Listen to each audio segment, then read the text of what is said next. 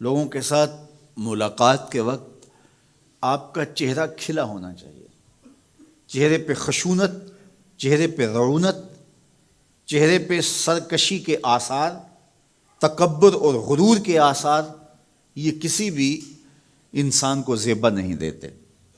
تکبر صرف اللہ کی شان ہے، اور اس کے اسماء مبارکہ میں سے ایک اسم مبارک متکبر ہے۔ الکبریاء ردائی، کہا کبریائی میری چادر ہے، اور جو مجھ سے میری چادر چھیننا چاہے گا میں اس کو جہنم کی آگ میں ڈالوں گا۔ اس کائنات میں ہونے والا پہلا جرم تکبر ہے۔ جب ابلیس کو آدم علیہ السلام کے سامنے سجدہ کرنے کا حکم دیا گیا تو اس نے کہا کہ میں تو سجدہ نہیں کروں گا۔ ابا واستکبر وکان من الکافرین، اس نے انکار کیا بوجہ تکبر، اور تکبر رائی کے دانے کے برابر بھی اللہ کو پسند نہیں ہے۔ اور قیامت کے دن جب لوگ سور اسرافیل سے آغوش موت میں ہوں گے تو اللہ تعالیٰ جل شانہ لوگوں سے خطاب کرے گا، تو اس میں ایک جملہ یہ ہوگا، این المتکبرون، تکبر کرنے والے کہاں ہیں؟ تو لوگ آغوش موت میں ہوں گے تو کوئی سر نہیں اٹھائے گا۔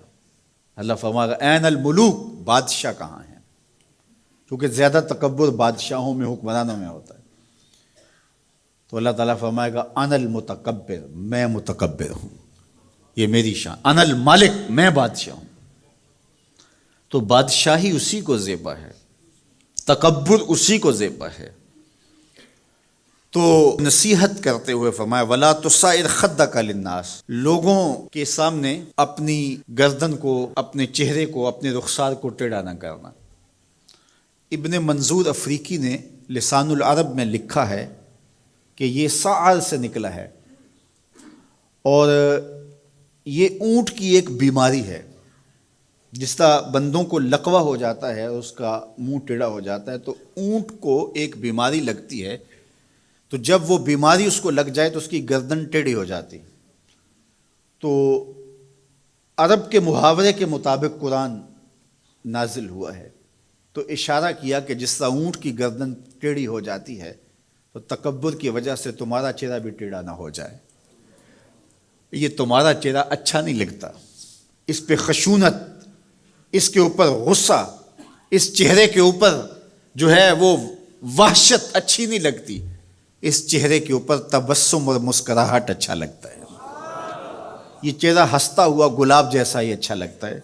تو اپنے رخسار کو ٹیڑھا نہ کرو، اپنے لہجوں کو خوبصورت بناؤ، آنے والے سے خندہ پیشانی سے ملو، اور لوگوں کے ساتھ تمہارے رویوں کی خوبصورتی تمہارے چہروں سے دکھائی دے۔ علامہ آلوسی کہتے ہیں کہ بعض کا بندہ کسی کے سامنے بچھ ہی جاتا ہے، عجز، عاجزی، انکساری، یہ انسانی وصف ہونے چاہیے، لیکن کسی کے لیے اس طرح انسان بس جھکتا ہی جائے کہ اس کی عزت نفس بھی باقی نہ رہے اور وہ احساس کمتری میں مبتلا ہو جائے، تو یہ بھی انسان کے لائق نہیں ہے۔ تو رخسار کو ٹیڑھا کرنے کا جو ہے وہ مفہوم یہ ہے کہ آپ عجز اختیار کریں، لیکن اس عجز کا یہ مفہوم نہ ہو کہ آپ کی عزت نفس مجروح ہو جائے۔ حکام کے سامنے، شہنشاہوں کے سامنے، بادشاہوں کے سامنے کچھ لوگوں کے رویے اس قدر ہوتے ہیں کہ ان کی غلامانہ ذہنیت ان کے عمل سے، ان کے رویوں سے اور ان کے انداز ملاقات سے ٹپکتی ہے۔